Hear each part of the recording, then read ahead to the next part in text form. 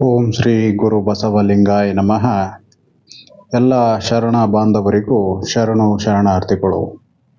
ಶರಣರ ಅಮೋಘ ಪಯಣದಲ್ಲಿ ಮೂಡಿ ಬರುವ ದಿನಕ್ಕೊಂದು ವಚನ ಮತ್ತು ನಿರ್ವಚನ ಕಾರ್ಯಕ್ರಮಕ್ಕೆ ತಮ್ಮೆಲ್ಲರಿಗೂ ಸ್ವಾಗತ ಸುಸ್ವಾಗತ. ಇಂದಿನ ವಚನ ಹಾಗೂ ನಿರ್ವಚನ ವಚನದ ಸಂಖ್ಯೆ 5. ಇಂದಿನ ವಚನವು ತುಂಬ ವಿಸ್ತೃತವಾದ ಭಾವಾರ್ಥವನ್ನು ಕೂಡಿರುತ್ತದೆ. ಮೊದಲಿಗೆ, ಅಯ್ಯ ಏಳೇಳು ಜನ್ಮದಲ್ಲಿ ಶಿವಭಕ್ತನಾಗಿ ಬಾರದೆದ್ದೊಡೆ ನಿಮ್ಮಾಣೆ ನಿಮ್ಮ ಪ್ರಮಥರಾಣೆ. ನಿಮ್ಮ ಪ್ರಸಾದಕ್ಕಲ್ಲದೆ ಬಾಯ್ದೆರೆಯನಯ್ಯ. ಪ್ರಥಮ ಭವಾಂತರದಲ್ಲಿ ಶಿಲಾದನೆಂಬ ಗಣೇಶ್ವರನ ಮಾಡಿ ಹೆಸರಿಟ್ಟು ಕರೆದು ನಿಮ್ಮ ಭೃತ್ಯನ ಎನ್ನೆನ್ನಿರಿಸಿಕೊಂಡಿರ್ದಿರಯ್ಯ. ಎರಡನೆಯ ಭವಾಂತರದಲ್ಲಿ ಸ್ಕಂದನೆಂಬ ಗಣೇಶ್ವರನ ಮಾಡಿ ಹೆಸರಿಟ್ಟು ಕರೆದು ನಿಮ್ಮ ಕಾರುಣ್ಯವ ಮಾಡಿರಿಸಿಕೊಂಡಿರ್ದಿರಯ್ಯ. ಮೂರನೆಯ ಭವಾಂತರದಲ್ಲಿ ನೀಲಾಲೋಹಿತನೆಂಬ ಗಣೇಶ್ವರನ ಮಾಡಿ ಹೆಸರಿಟ್ಟು ಕರೆದು ನಿಮ್ಮ ಲೀಲ ವಿನೋದ ಎಂದೆನಿಸಿಕೊಂಡಿರ್ದಿರಯ್ಯ. ನಾಲ್ಕನೆಯ ಭವಾಂತರದಲ್ಲಿ ಮನೋಹರನೆಂಬ ಗಣೇಶ್ವರನ ಮಾಡಿ ಹೆಸರಿಟ್ಟು ಕರೆದು ನಿಮ್ಮ ಮನಃ ಪ್ರೇರಕನಾಗಿರಿಸಿಕೊಂಡಿರ್ದಿರಯ್ಯ. ಐದನೆಯ ಭವಾಂತರದಲ್ಲಿ ಕಾಲಾಲೋಚನೆಂಬ ಗಣೇಶ್ವರನ ಮಾಡಿ ಹೆಸರಿಟ್ಟು ಕರೆದು ಸರ್ವಕಾಲ ಸಂಹಾರವ ಮಾಡಿಸುತ್ತಿದ್ದಿರಯ್ಯ.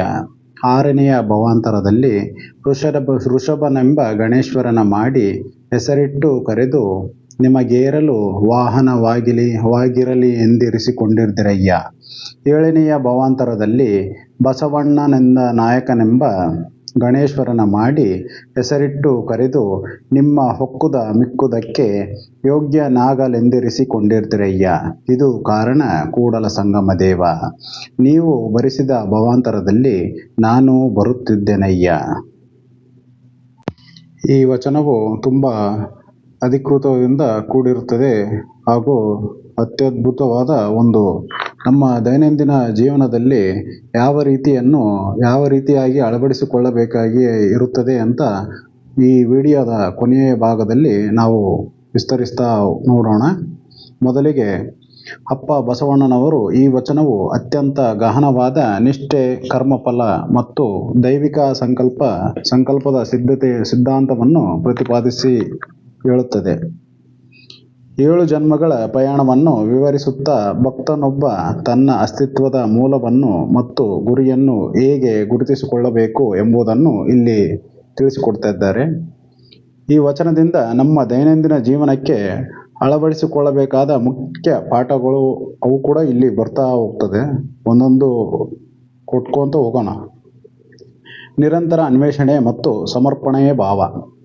ಅಪ್ಪ ಬಸವಣ್ಣನವರು ಪ್ರತಿ ಜನ್ಮದಲ್ಲೂ ಒಂದೊಂದು ನಿರ್ದಿಷ್ಟ ಹೆಸರಿನಿಂದ ಒಂದೊಂದು ಜವಾಬ್ದಾರಿಯೊಂದಿಗೆ, ಮೊದಲಿಗೆ ಶಿಲಾದ, ಎರಡನೇದಾಗಿ ಸ್ಕಂದ, ಮೂರನೇದಾಗಿ ಋಷಭ, ನಾಲ್ಕನೇದಾಗಿ ಬಸವ, ಹೀಗೆ ನಾನಾ ಥರ ಒಂದೊಂದು ಜನ್ಮದಲ್ಲಿ ಒಂದೊಂದು ಅವತಾರವನ್ನು ಒಂದೊಂದು ಕೊಟ್ಕೊಂತ ಹೋಗಿರ್ತಾರೆ.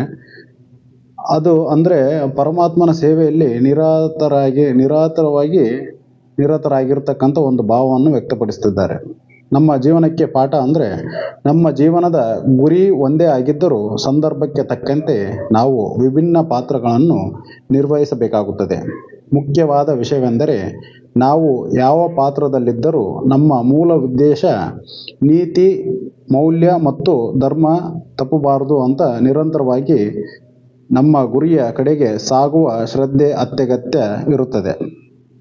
ಎರಡನೇದಾಗಿ ಕೆಲಸದ ಮಹತ್ವವನ್ನು ಇಲ್ಲಿ ತಿಳಿಸಿಕೊಡ್ತಿದ್ದಾರೆ. ಪ್ರತಿಯೊಂದು ಭವಾಂತರದಲ್ಲಿಯೂ ಭಕ್ತನಿಗೆ ಒಂದು ಕೆಲಸ ನೀಡಲಾಗಿದೆ. ಋಷಭನಾಗಿ ವಾಹನವಾಗುವುದು, ಮನೋಹರವಾಗಿ ಮನಪ್ರೇರಕನಾಗುವುದು, ಹೀಗೆ ಪ್ರತಿಯೊಂದು ಪಾತ್ರಕ್ಕೂ ಒಂದು ಅರ್ಥವಿದೆ.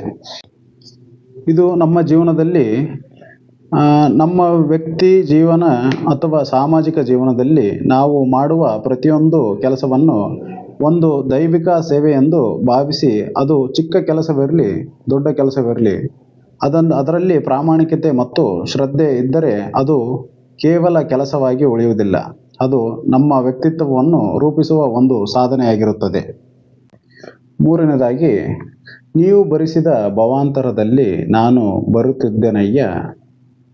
ಇದು ಈ ವಚನದ ಅತ್ಯಂತ ಶಕ್ತಿಶಾಲಿಯಾಗಿರ್ತಕ್ಕಂಥ ಒಂದು ಸಾಲು.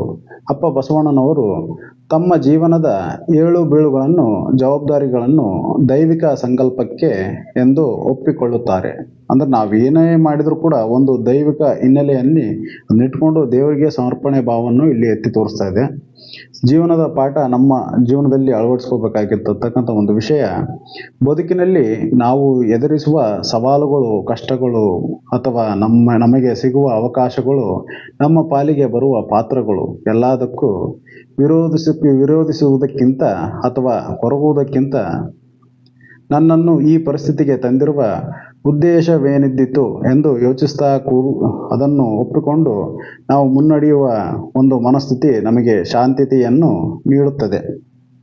ಅಂದರೆ ಇಲ್ಲಿ ಅಪ್ಪವರು ನಮಗೆ ಕಷ್ಟ ಯಾಕೆ ಬರ್ತದೆ, ನಾನು ಇಷ್ಟೆಲ್ಲ ಒಂದು ದೈವದ ಕಡೆ ತಿರುಗ್ತಾ ಇದ್ದೀನಿ, ನನ್ನ ಕಷ್ಟ ನನಗೆ ಯಾಕೆ ಈ ಥರ ಬರ್ತಾಯಿದೆ, ಅದನ್ನು ಎದುರಿಸ್ತಕ್ಕಂಥ ಒಂದು ಚೈತನ್ಯವನ್ನು ನಾವು ದೇವತ್ವದಲ್ಲಿ ಬೇಡಬೇಕಾಗಿರ್ತದೆ ಹೊರತಾಗಿ ನನಗೆ ಯಾಕೆ ಬರ್ತಾಯಿದೆ ಅಂತಂದು ಒಂದು ಪ್ರಶ್ನೆ ಕೇಳ್ಕೋಬಾರ್ದು. ನಾವು ಯಾವುದೇ ಬರಲಿ ಅದಕ್ಕೆ ನಾವು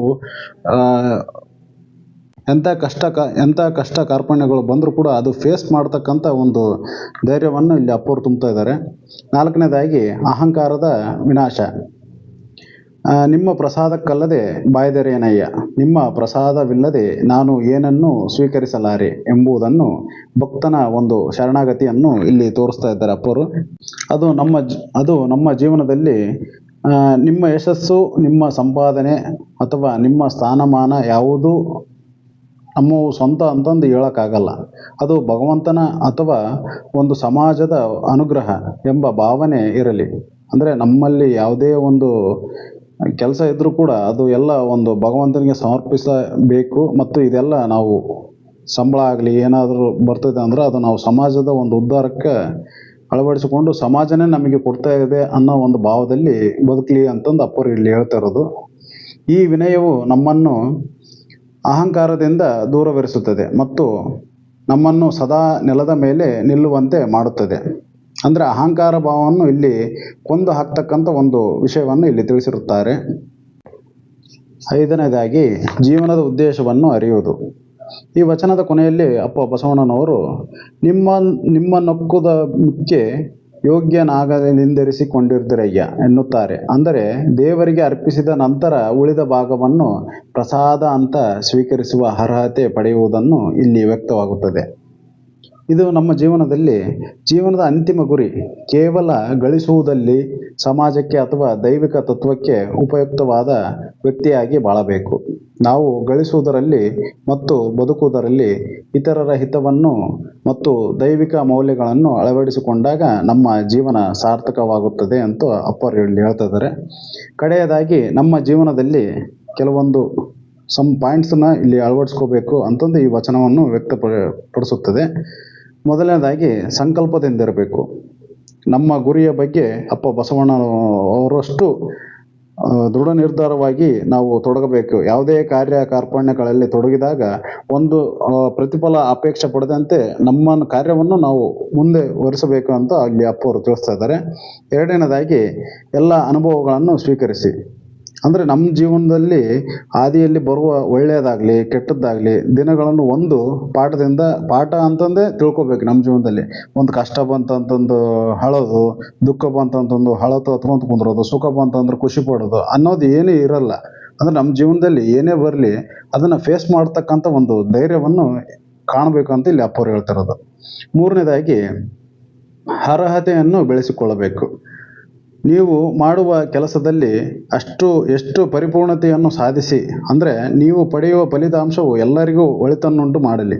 ಅಂದರೆ ನಾವು ಮಾಡ್ತಕ್ಕಂಥ ಕೆಲಸ ಇನ್ನೊಬ್ರಿಗೂ ಕೂಡ ಒಳ್ಳೇದಾಗಲಿ ಅಂತ ಮನೋಭಾವನೆ ಇಟ್ಕೊಂಡೇ ಮಾಡಬೇಕು. ಅವನಿಗೆ ಕೆಟ್ಟದ್ದು ಬಯಸೋದು, ಇನ್ನೊಬ್ಬರಿಗೆ ಇದು ಮಾಡೋದು ಅನ್ನೋದು ಭೇದ ಭಾವ ಎಲ್ಲ ತೋರಿಸ್ಲಾರ್ದಂಗೆ ಎಲ್ಲರೂ ಸಮಾನರೇ, ಎಲ್ಲರಿಗೂ ಒಳ್ಳೆಯದನ್ನೇ ಬಯಸಬೇಕಾಗಿ ಕೋರ್ತಕ್ಕಂಥ ಒಂದು ಮನೋಭಾವನೆ ಇಲ್ಲಿ ಹೇಳಿರ್ತಾರೆ. ಈ ವಚನದಲ್ಲಿ ನನ್ನ ಅರಿವಿಗೆ ಬಂದಷ್ಟು ನಾನು ತಿಳಿಸಿರುತ್ತೇನೆ. ಏನಾದರೂ ತಪ್ಪಿದ್ದಲ್ಲಿ ನೀವು ನನ್ನನ್ನು ಕಾಮೆಂಟ್ಗಳ ಮೂಲಕ ತಿಳಿಸಬೇಕಾಗಿ ಕೋರಿರುತ್ತಾನೆ. ಎಲ್ಲರಿಗೂ ಭಕ್ತಿಯ ಶರಣಾರ್ಥಿಗಳು.